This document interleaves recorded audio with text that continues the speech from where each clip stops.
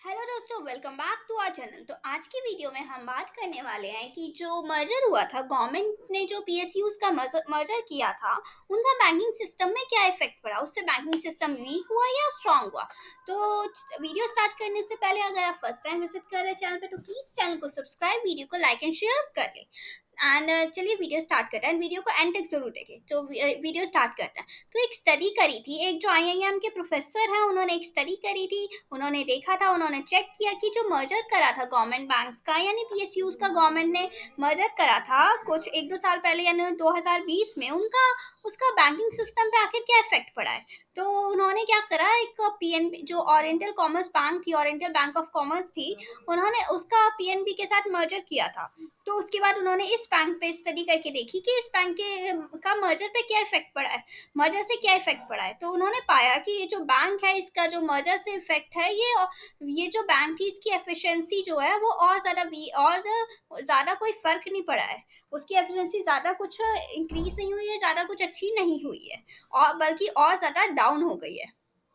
तो एक study has found, जो गवर्नमेंट ने कंसोलिडेशन किया था पीएसयूज का, उसका जो था, उनके पास कुछ ऐसा एक्सप्लेन करने के लिए था नहीं। जो मर्जर था, वो जो मर्जर हुआ था उन बैंक्स का, वो एक्चुअली उन्होंने क्या हुआ कि उससे बैंकिंग सिस्टम वीक हो गया।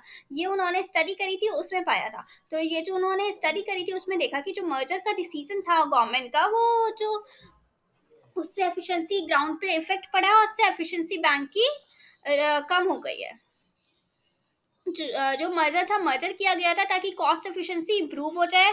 जो कॉस्ट कटिंग और कॉस्ट एफिशिएंसी इंप्रूव होकर जो बैंक्स है वो अच्छा परफॉर्म करें। जो लो परफॉर्मिंग बैंक्स हैं, उनको हाई परफॉर्मिंग बैंक्स यानी अच्छी बड़ी बड़ी बैंक्स के साथ मर्ज कर दिया गया था, ताकि जो लो परफॉर्मिंग बैंक्स है, जो डाउन जा रही है, जो अच्छा परफॉर्म नहीं कर पा रही, जो घाटे में चल रही हैं बैंक्स, उनको जो है वो अगर अच्छी बड़ी बैंक्स के साथ हम मर्ज करेंगे, तो क्या पता वो जो बैंक्स है उनकी एफिशिएंसी अच्छी हो जाए, वो अच्छा परफॉर्मेंस करे। लेकिन ऐसा कुछ नहीं हुआ। जो performance of the good bank, जो मर्जर था, उसने क्या करा कि जो गुड बैंक्स थी उनका भी परफॉर्मेंस कम कर दिया, और बैंकिंग सिस्टम को, जिससे हमारा बैंकिंग सिस्टम वीक जो हो गया।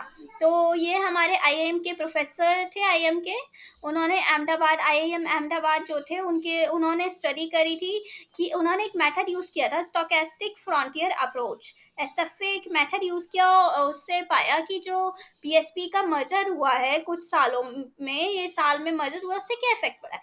जैसा 2020 में, मार्च 2020 में यूनियन जो कैबिनेट था, उन्होंने एक मेगा कंसोलिडेशन को अप्रूव किया था।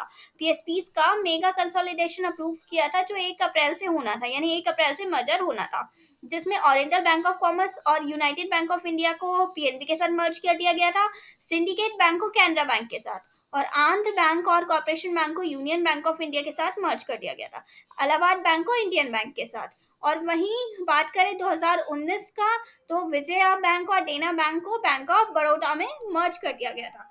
और 2017 में एसबीआई ने अपनी जो 5 उसकी सब्सिडरी बैंक्स थी, उसको एक्वायर कर लिया था, उसको अपने अंदर मर्ज कर लिया था, उसको एक्वायर कर लिया था। यानी ये जो रीजंस, तो गवर्नमेंट ने क्या रीजंस दिए थे इस मर्जर के लिए।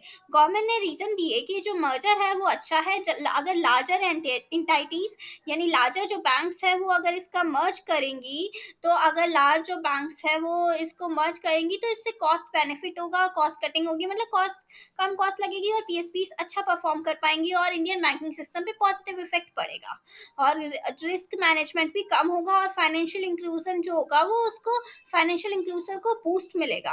तो गवर्नमेंट ने ये कहा था। लेकिन जो स्टडी की गई दास के द्वारा और कुंभकर के द्वारा जो स्टडी की गई, उन्होंने इस जो ये जो गवर्नमेंट ने कहा, इसकी तरफ बिल्कुल भी वो नहीं हुआ, बल्कि इस क्लेम्स को गलत पाया। उन्होंने देखा कि जो मर्जर है, मर्जर का जो एक तो किस लिए मर्जर किया था, वो एक स्टेक बिल्कुल भी क्लियर नहीं था।